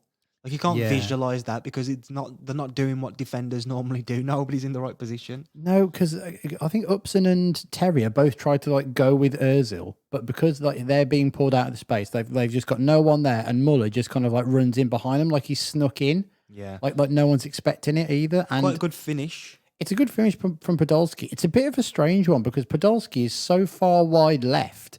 By the time the ball gets to him, he takes a touch, and I think Lawrenson says, "Oh, it wasn't a great first touch, but he made up for it." I think the first touch is really good. He's just not in a great position because actually he's not done what Johnson's done, and he's not tucked in himself. Yeah. So actually, it's a really difficult angle, but it's a brilliant finish from Podolski. Lawrenson is really disgusted at defence. He says, you could have commented on that goal 90 seconds ago, but James saved it, and he's not wrong. Yeah. We just mentioned that chance. There's been others that we've left out in the interests of time. Yeah. Honestly, could be 4 or 5 behind. It's getting to that point, isn't it? You're just thinking they've had chance after chance, and you just don't understand where it's coming from. And not to be the lazy commentator, but kind of like the fight about it as well. There's just no one apart from James really looks that annoyed either. I think there's an element of added fear into this because this Germany side, I don't know if it's not this Germany side, but Germany, obviously we've spoken briefly in the past about when they beat Brazil. Yeah. 7-1, and just watching it all these years later, after that game's happened, and you're going, this just looks like that. Yeah. It looks so much like And that. and it's one of the worst things you can ever do as a football fan is when your own team is getting punished that early on, and this keeps happening. You're like, I've got to watch it. I can't feel like I can turn it off, because if I turn it off, even worse could happen. If I watch it, it feels like it's not as bad, but you've got to put yourself through that almost. We're back to it then. Milner puts in one of England's only hopeful attempts so far across. Lampard gets in front of the defender and actually forces a save from Neuer. Yes. Seconds later, though, Muller is again in acres of space running at England. He plays closer in, and Upson is done again. Closer looks like a sprinter in comparison to Upson. Yeah. England can barely clear the corner that comes from that. Barry fails to control the ball. Closer goes past Upson again, and it takes a block from Steven Gerrard to concede another corner. England do manage to finally string some passes together and win a corner for themselves not long after that. Shaping the cross. Terry and Upson have only just arrived. Gerrard in now. Upson! 2-1! England's hopes are alive again. Short corner just for the Germans. We've seen this so many times in this competition where the defensive team can't put 2 out for some reason. Gerrard has a look and it goes. Well done, Matthew Upson. What the fuck? How has that gone in? What the hell? You kind of like, oh shit, we're back in this. We do not deserve to be in this at all. Should be out of sight by now, but somehow it's happened. Yeah, Milner plays a short corner to Steven Gerrard, who does a simple, really nice cross. Matthew Upson beats Manuel Neuer to the header, and it's in, and it's 2-1. England are back in the game with a long time to play. Yeah, a long time to play. And also, you start to kind of see, well, Neuer, it's the early version of him coming out trying to deal with everything too. Yeah. I think Lawrenson really picks up on him, like in parts of the game where I'd he's say like, he's probably to blame for the goal. yes, he runs out and he gets nowhere near it. Upson wins the header and it goes in. Matthew Upson is just the ultimate force for chaos, isn't he, in this game? He's like Mr. Blobby or something, just like no matter what happens, he's just like hurtling himself towards something. Doesn't matter if he's on the floor, in the air, like upside down, he's just everywhere. Matthew Upson has started the chaos, but things are about to get a whole lot more chaotic. Milner. Defoe. That's a lovely touch. Lampard! Brilliant! It was in, no! That surely crossed the line. It's not been given. Surely that was in. Jorge Larionda has made a huge call. Well, I don't. Let's talk like adults about what's just happened. So I've called this the incident. It's the incident. It's what everyone knows this game from. Yeah. It's just unbelievable kind of what happens now. Straight from kickoff, after Upson's goal, Germany lose the ball. James Milner plays into Defoe, who turns his man, but there's a bit of a tackle in there. It falls to Frank Lampard, who shoots from just outside the area. The ball hits the bar, comes back down, seemingly a good distance over the goal line, but Neuer picks it up, and no one really knows what's going on. Lampard is running away celebrating. The crowd are celebrating, but there's not been a whistle. It's just carry on. It's not given. Play continues. Yeah. England are still 2-1 down. And it's kind of unbelievable. One question about the goal. Was it in? Did he mean it? It is one of the clearest decisions, isn't It's it? tragic. It's crazy, really. And Yeah. it's mad that actually the ball bounces twice before Manuel Neuer picks it up, and both times it's over the goal line. It is insane, really. I mean, like, it still hurts to watch as well. It's kind of, it's not like heroic England.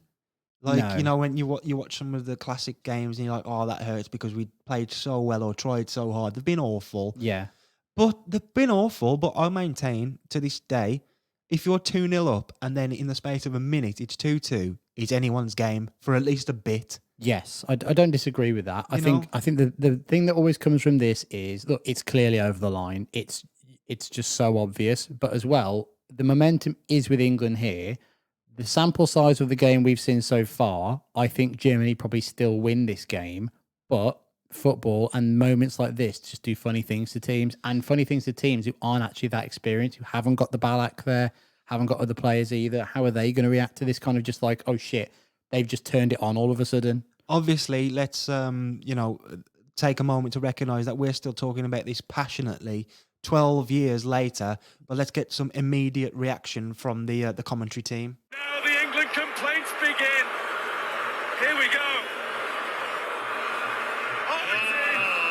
It's so far in. Was it FIFA.1? Technology. Thanks very much, Sepp Blatter. England have got to use this. Well, I hope he's here. I hope he's squirming in his seat, by the way. Look at that. He knew it was in. We knew it was in. Everybody in this stadium knew it was in. 1966 in reverse, isn't it? It's payback for the Germans. Fuming?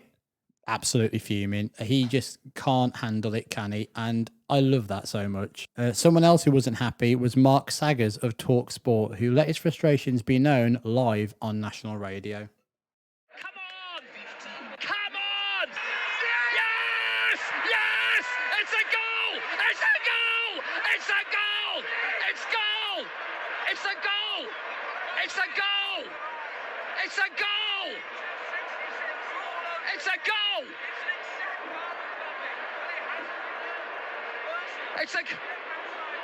It's a goal! Boo! Boo! It's a goal! It's a goal! Oh! Miles over the line! It's you cheating bastards! Oh, fucking hell! Is this far over? Oh, come on! You bastards! Boo! I saw that one! Oh, I don't know about that now. Oh, fuck off. Well, that was the first time I've heard that, and that is exceptional. It goes from commentary to an argument really quick, doesn't it? With It's himself. Is it like, it's a goal, it's a goal. No, it's a goal. It's the way he goes, it's goal. It's goal, it's goal. I saw that. There's shades of Graham Taylor in there. I know, yeah. It's just when he goes, you bastards. We can laugh about it now, but we're still hurting. We've listened to a lot of reaction there. Lawrenson actually continues, and this is the debate about sort of goal line technology and what have you. Oh, yeah. I love the line. I hope Blatter's here, and I hope he's squirming in his seat. I know, yeah. He's so annoyed. And he puts all of his frustration. It's not even on FIFA, is it? It's on Blatter more than anything. It's like, that little slug. I bet he's happy now, isn't he? He uses a turn of phrase that made me chuckle as well when he goes, football is $1 billion industry, yet they let this happen. $1 billion industry. I mean, what the hell? Come on, at least use the English currency if you're talking about it. I love that. That makes it worse. $1 billion industry. I'm speaking your language. I'm speaking dollars. Yeah. God, Lawrenson even bursts into a Gordon Ramsay impression. England have come alive. They have. And the only other worrying thing, Guy, was when the goal that wasn't given, England were a bit sloppy getting at the back, 1 against 1. I mean, come on. What is that all about? Love it. There's just a never-ending well of reaction to this. I still can't get over Saggers. I know, yeah. Jesus I Christ. actually find Lawrenson quite agreeable in this game. When I saw that he was on co-coms, I was like, oh, for God's sakes. But I actually back a lot of what he says in the game about, because he's scathing of England, and he picks up on some stuff where you think, actually, your normal, co-coms, colour commentary guy wouldn't really pick things up. But because he's a player, he's really actually quite on it. And I was surprised how much I enjoyed him. I think before we move on, let's just really sort of recap and get our thoughts as clear as we can about this. Well, it had a big impact, didn't it? It's up there with the ratting thing, which led to, was it the red and yellow cards? Yes. And obviously, you can say it didn't directly lead to goal line technology, but I bet it did to some extent. Pretty much is the thing that made people go, look, we can't be having this. Like Lawrence had said, it's the biggest game in the world and all that. This is at a World Cup. For simple things like goal line technology, it's not like they can't afford it. So why wouldn't you get that technology correct when it's used in other sports as well? Is there a more controversial England moment ever? Apart from the 66 goal, probably. Yeah. I think they even go, because it's weird, because the commentators and everyone, even the people on the pitch, even it seems like everyone kind of goes into shock. Yeah, yeah. And everyone kind of goes, oh God, what's happened? And there's like a hum around the stadium and no one's ever really sure what to do. And people have just got time then to process what's happening. And they're like, oh, tell you what this is. It's revenge for 1966, isn't it? Yeah, bloody 66. And Lawrenson just gets like lost on a muse like down that alleyway. It's difficult as well because even though it hasn't been around for so long, the goal line technology has. It's hard to not imagine it now. And I'm thinking, I was just thinking then, should an England player have said more to the referee? But like, then what can they do? Because the decision's been made. There's no going back, is there? Because you imagine the Premier League now. Imagine, say, like Bruno Fernandes. If that happened in a Manchester United game, he literally wouldn't let the game continue. But England kind of they can do nothing about it. I think the reason that they stop is because Germany just goes straight away. Because in theory, that's bounced in front of the goal line. It's the ball still in play, and I think Germany start passing it around for a while. I don't think England even get it back. So they can't really keep arguing with the referee because they've got to get the ball because they've been terrible with it and without it. Yeah. So they're just like, oh shit, we've got to get back thinking about it. But I think as soon as the ball goes out of play or something, the passage of play stops and Rooney is straight at the referee. Yeah, Rooney's a good one for that. But yeah, there's just no outlet, is there? There's no going back. And it hurts. It still hurts, man, because it's not a what if for the tournament, but it's just like, God, that would have been a great England moment, wouldn't it? Yeah. Even as fleeting as it may have been, we never know, but you never see that. 2-0, first half, and then you're back to 2-2 in like a minute, and you played so badly as well. I think as well, it's kind of a get out of jail. And another thing this England team may have been able to do is drag themselves out of another situation. You never know what would happen. We talked a while ago on the Italy bicentennial game. Do you remember England hitting a team so quickly for goals?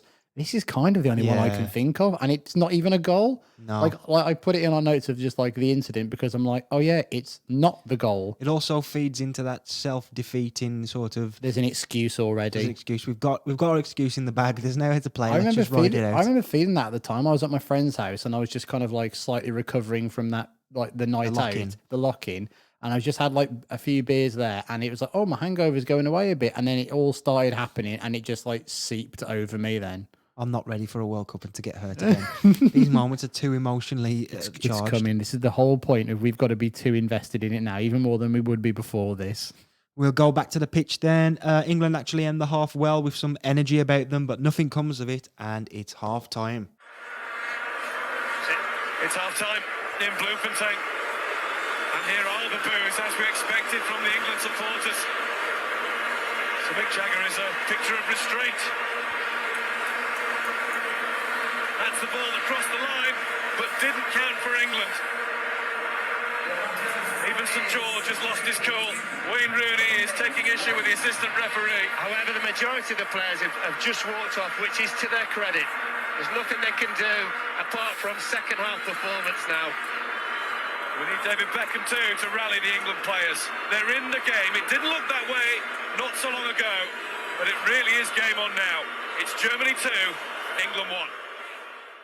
Yeah, we go into half time. We've got people dressed as knights outfits shouting the referee's a wanker. Yeah, Rooney is arguing with the referee, with the linesman, who actually Lawrenson doesn't really blame. He more blames the referee and Blatter. But I'm like, sure, the linesman is the one at fault. The referee can't tell at this point. And we again see Mick Jagger being forced to sign autographs as we go to half time. Oh, if only that ball could have rolled a little bit further. Oh, there's another one coming up. Don't worry. The next, when I tell you what they said in a minute, it's even worse. So after an awful half, half time actually comes at a bad time for England. We would have loved another 15 minutes or 10 minutes to have kept up a bit of momentum and let that anger transform into some shot.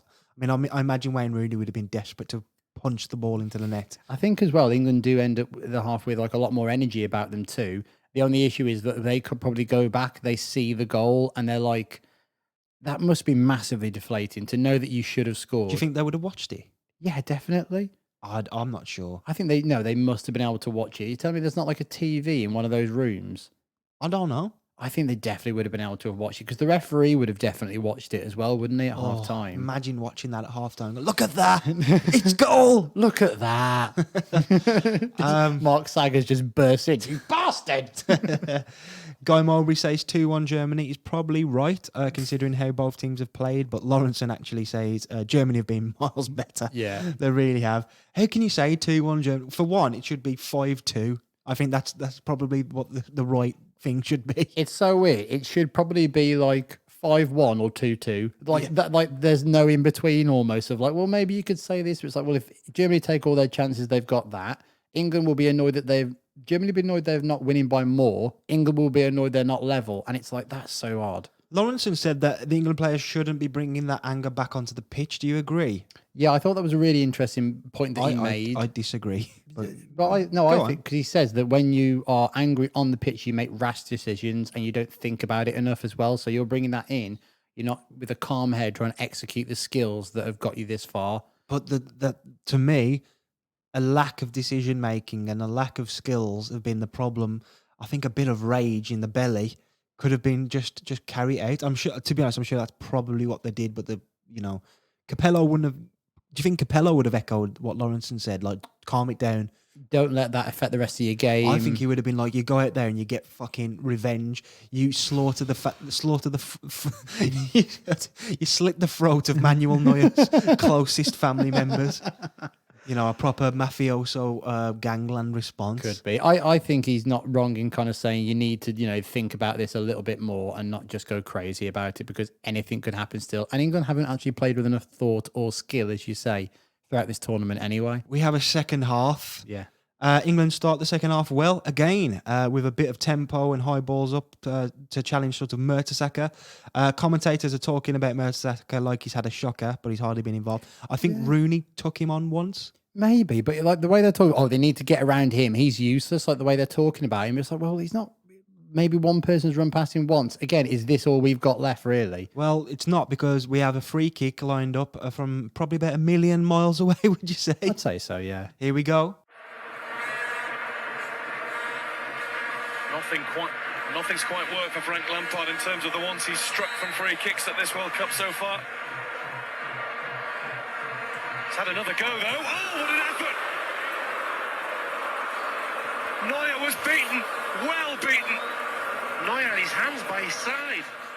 Oh, I'd forgotten about this. He's going to try that every bloody time now, isn't he? It's almost annoying that he's hit the bar there because it's almost justified every free kick he's had out from outside the stadium in the tournament.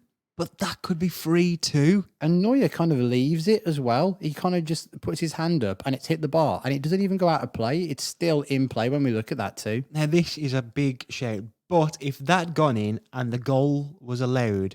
That's two big shouts. Are we talking... But the free kick, a couple of centimetres down, it's in, the goal should have been allowed. Are we talking about one of the great all-time England performances from Frank Lampard? Not specifically from Lampard. I mean, has he put in one of the all-time great England performances there? It's essentially for two shots. I don't think his all-round game's been good enough, if I'm honest. It's not, but the moments are all that matter, right? Oh, yeah, exactly. Yeah, it would be masked as, Lampard's pulled it out of the bag to do something if England were to survive and then win 3-2, but... Yeah, I don't know. Yeah, it's not happening, is it? I did spot one guy in the crowd who was waving an Algeria flag. So he's clearly booked that game thinking that Algeria will finish second in their group. And he's like, well, I'm here now. I might as well go to it. I loved that. Yeah, fair play. England continue to create some openings. Rooney and Defoe are kind of pulling Germany apart a little. Rooney plays a pass to Milner to run onto and hit, but there's no pace on it. And it just kind of goes into Boateng. But it was potentially a good chance. A few seconds later, Lampard and Rooney combine and Germany just about get the ball cleared. And then we look for creative options from the bench. Yeah, Joe Cole comes on for James Milner. And this is, the change pretty much everyone wants to see. And this is the team everyone this wants was like now. at the core of the mutiny, wasn't it? Yeah, about wanting Joe Cole to play and saying that the players wanted him to as well. I forgot actually how well England played in this part of the game. I think for the second half up to this point, England have been the better team. They've looked more dangerous. Germany have looked good on the break, but I actually thought from memory, it was a nothing half from England. And actually, up to this point, they've been really, really good. We have another free kick. Can we make this one count? It's Lampard straight against it. It's fallen to Barry, who needed the touch. And the chance was gone with it. Look at this for a Germany break. The charge is on with Schweinsteiger. Ozil through the middle. The man over is Muller. He's got plenty of time. And he smashed it home. And Germany might be through to the quarterfinals. Once again, England are faced with a long road back. It might be one goal too many. Well, only England can do this, can't they? Get a free kick some 30 yards away from the opposition goal and concede a goal at the other end. I mean, they broke extremely well, but where are England, for goodness sake? No, They did not can't. count. It counts for something, but England haven't made it count. Germany have made England's free kick count. The goal comes from Thomas Muller. The free kick hits the wall. Gareth Barry can't really get it out of his feet as it rebounds off the wall, and it's on the edge of the Germans' area. And then once Germany get control of that, they break like rabid wolves. Muller on the right switches play to Schweinsteiger, who runs into England's third unchallenged, feints the player pass to Muller and waits for them to run past him. Schweinsteiger plays it to Muller on the right. Again, nobody's following him, and Muller thumps it past James, and you have to say, probably game over. You'd say so, wouldn't you? It's a rapid break from Germany, and it's brilliant. It took 15 seconds from Lampard hitting the free kick to the ball being in the England net. Just unbelievable, really, and actually unbelievable. They'd put so many people forward. I think England have got like one player back at one point, and you just go, there's three chasing here for Germany, and they're so crucial. And the delay in the pass from Schweinsteiger to just let all the England players run past him. None of them went to Muller. Gives it to Muller, finishes it. Yeah, Lawrenson's great once again in the response to this. So Mowbray says Schweinsteiger did really well there. And what's Lawrenson's response? What? Pass it to someone's feet? Petty. It's just like, I could have done that. The crowd is still like cheering at that point and what have you. And he's just, I want to drop this mood. Oh, was it really good? Was it? Do Yeah. you think that was a good pass? Do you? It was nothing. We're terrible. There's another funny Lawrenson bit just after that. So they start thinking subs now. So Laurel saying, surely a change for England now. Guy, Mowbray says, who would you turn to? Lawrenson. Crouch, surely. Guy. Heskey's warming up. And then when he says Heskey's warming up, Lawrenson's like, no. like he's not. No, you can't say that. No, it's not true. No, it's more like he's just going, no, he's not. But he is, and he comes on, doesn't he? Yeah, he does indeed. Heskey comes on, and bloody hell. I mean, Yeah, and then it goes into the Heskey slander era, doesn't it? It's like, I think it's Lawrenson goes, oh, you need goals and you bring on Heskey, do you? yeah, he's giving up now. He's properly like dropped any kind of idea about being not unbiased, but just kind of being like subjective about certain things. I mean, you would say, just to clear up on the goal too, it's poor from David James at his near post as well. He kind of just flaps the forearm at it, and it's just not good enough either. Not good enough is absolutely right. John Terry has stormed forward into the penalty area. Cole.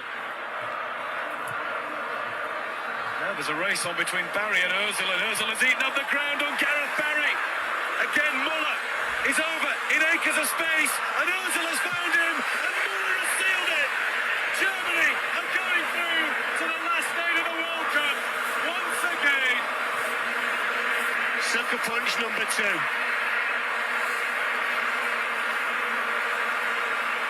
Sucker punch number 2. Within the last, I don't know how many minutes, from England's throw-in, can't retain possession, on the edge of Germany's area, 4-1. No wonder they can't believe it on the bench. Look. I mean, you're just getting greedy now. I mean, Stop this. What are you doing? I know, yeah, This is a competitive game for a proud nation, and you're embarrassing us like this. This isn't right, Germany. I'll be picking that up, running over to Manuel Neuer and just chucking it in his net and going, right, Oh, I can do it as well. we're having that one back. Yeah. Okay, you owe us one. Let's Yeah. not pretend. Come on, get out. Can you run us through this one? I don't have the energy. Yeah, England's own set piece is their downfall again. As a corner cleared, comes to Joe Cole. He looks to try and cross it, but it's blocked and cleared. The only player back for England is Gareth Barry, and Ozil and him are going to contest the same ball that looks like he's going out for a throw-in. Barry somehow gets slower as he runs towards it. And it's so slow, he can't even get near Ozil as the German player just takes a touch and plays it into the path on the left. Ozil has the entire half to run into. Ashley Cole actually ends up being the closest man to Ozil, but Ozil just slides it across the goal for Muller to thrash it into the net.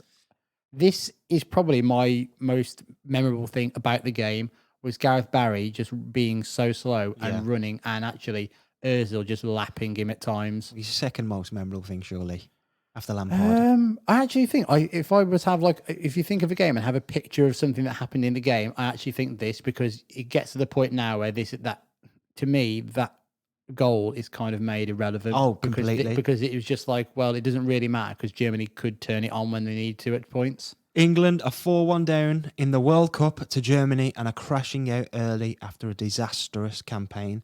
Germany are even making subs to rest some of their players now. Can things get any worse?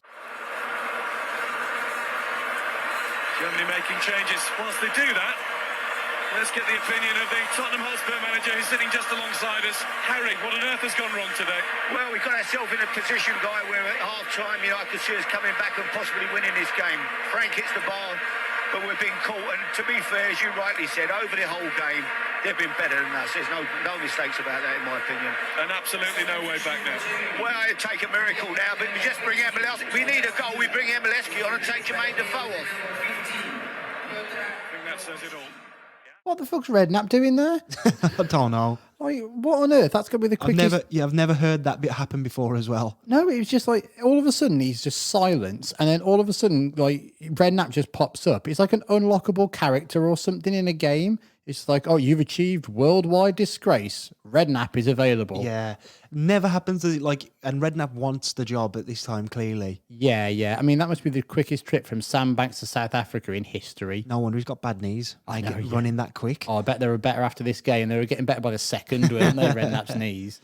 Okay, there's a rest of the game to cover. This is like that goal happens like relatively early in the half. It's the 69th minute that fourth goes in, and you are just thinking, God, just finish it at this point, are you? And there is little to say about the rest of the game. It takes until the 87th minute for England to pick up a yellow card, which is Glenn Johnson. I mean, 87 minutes. Like they've not even been good enough to kick Germany, really. Yeah. It's just not been great, has it? They've been so much better than England in every department. Like you think maybe, because like for the fourth goal, you think, oh, I wonder if Barry is on a yellow card, but he's played like that all game, like he's on one, but he's not. Like he's so worried to make a challenge, but again, he can't even get near someone. Can the commentary team give us any kind of humour or anything at this point in time to cheer us up? Well, this is it, You've isn't it? promised me a Rolling Stones pun. Well, final throws, it cuts to Mick Jagger, and Lawrenson says he can't get any satisfaction, and Mowbray follows it up with, he'll be rolling home. I mean, what are we doing as a country? This is terrible. That's it. I'm pulling the plug full time. Ashley Cole. It ends here for England. The aim was semi-finals minimum. Quarter-finals has been the end of the line at the last two tournaments. Not even that this time around.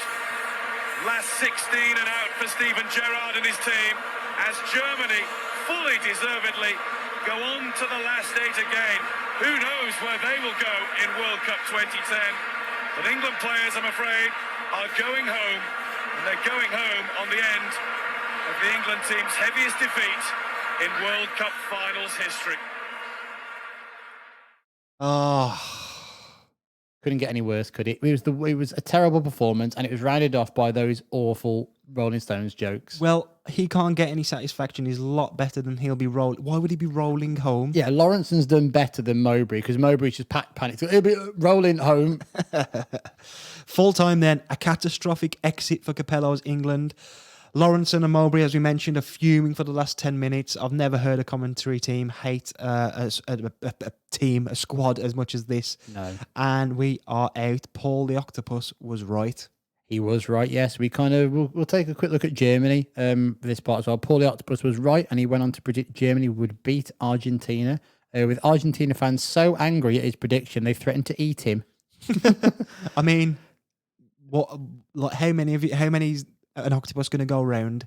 Yeah, not many, is it? But the idea that like, don't you do this, Paul? We'll eat you. Like he's got any kind of like idea of being sentient. Just switches all of his limbs over to the other side. See you later.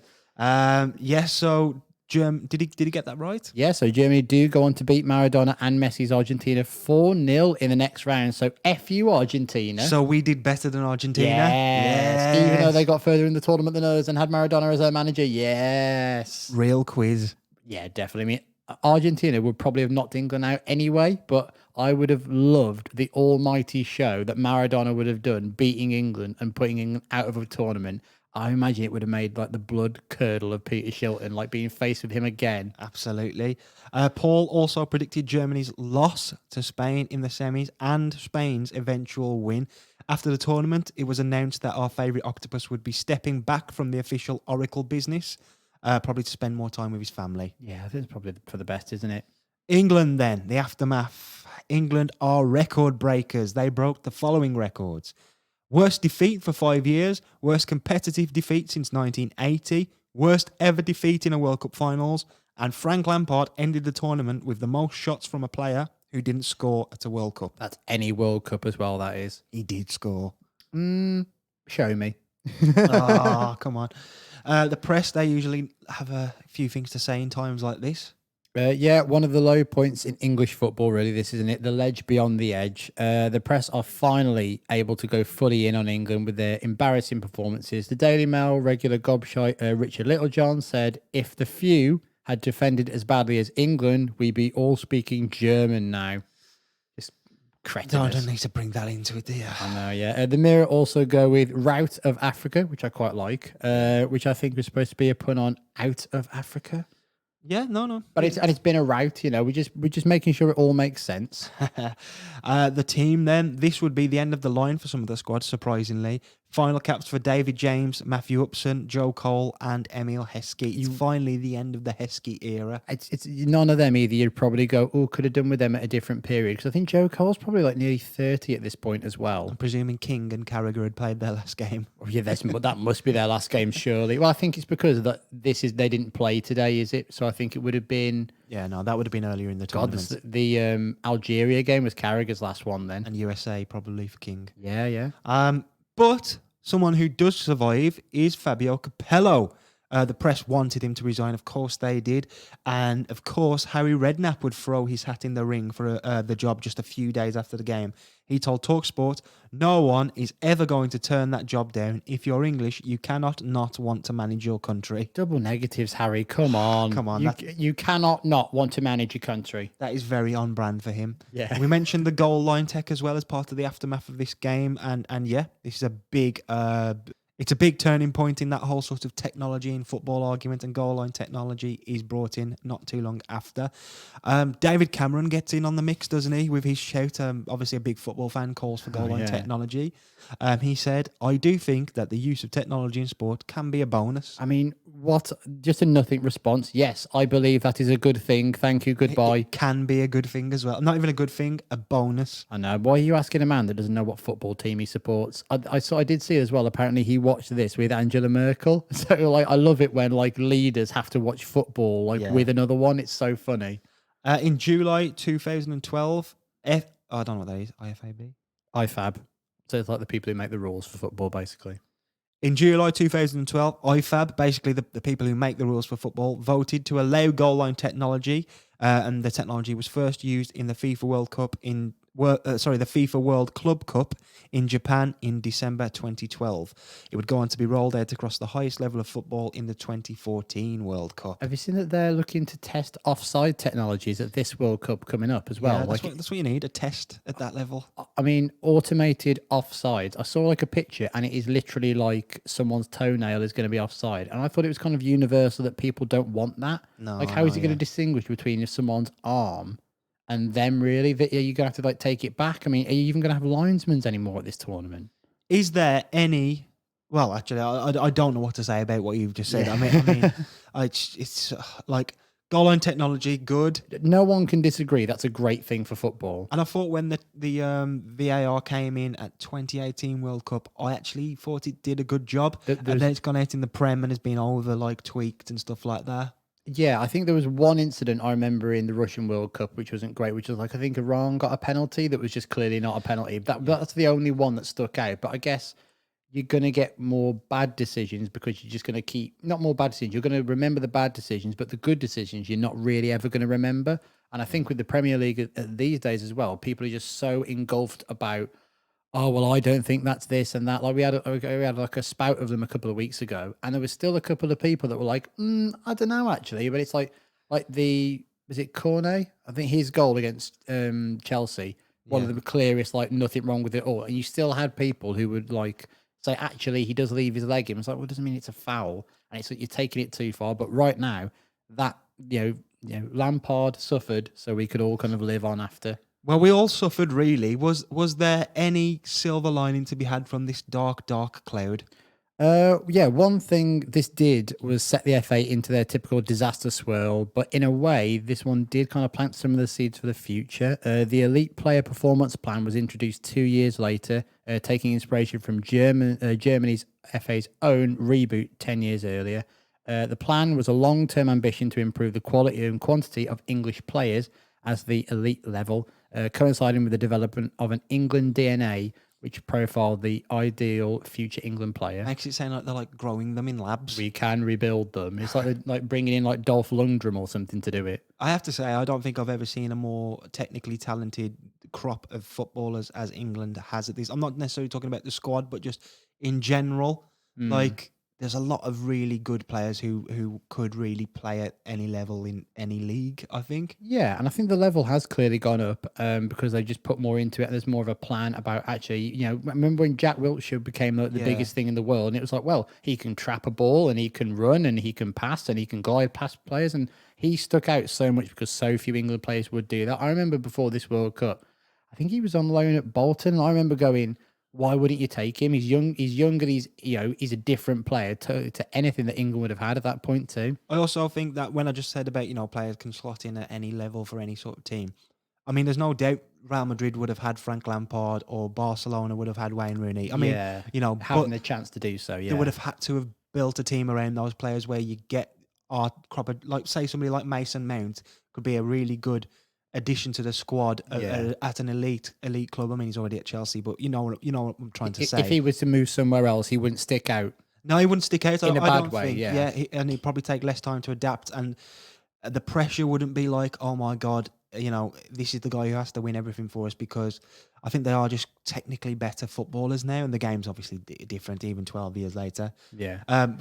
Gareth Southgate is one of the main people sort of behind this EPPPPP plan. Yeah, he is one of the people behind it. And he'd go on to like influence players like Mason Mount, Phil Foden, Declan Rice, Trent Alexander-Arnold, Jude Bellingham, Jadon Sancho, Bukayo Saka, and Reece James, just to name a few of like those really technically gifted players that you say could slot in. And actually, with all those players, probably play numerous positions, always comfortable with like receiving the ball, very malleable as well. I guess the thing now, which we kind of go back to today's issue, is would Southgate be the person to make sure to get the best out of those players, isn't it? Because now, because of what's happened in this tournament and other previous golden generations of like, we saw 96, 98, a really good crop of players, dies off for a bit, and then you add like the Sven's era of doing something different with it. This one just does seem slightly different because there's less star players, but there's more. It's a deeper squad to be able to do that with. Well, let's hope 2022 doesn't resemble 2010 when he gets the World Cup and it's just chaos all over the shop. I'm glad we can firmly close the door on our 2010 World Cup odyssey. We haven't got to think of another time capsule now. We've dragged it out as long as possible. We have rinsed 2010 of all of its good content. And there's only really one more thing to ask. Nick, is this England? Disgustingly England. Disgustingly so. Isn't it? A big disaster crash out of a tournament. They were both awful and they had lots of people to blame at the same time as well. This wasn't just like one person. I know like goal line technology gets blamed, but so many people really just like messed themselves up with this. The players, the coach, the referee, the linesman, the Germans for being so bloody good as well. Everyone. This whole tournament has been like a frenzy of hate and disgust. Yeah. I honestly think it would make a good movie. Yeah. I think it's actually forgotten. Like, I'd forgotten about so much of the madness that went along with this tournament for England.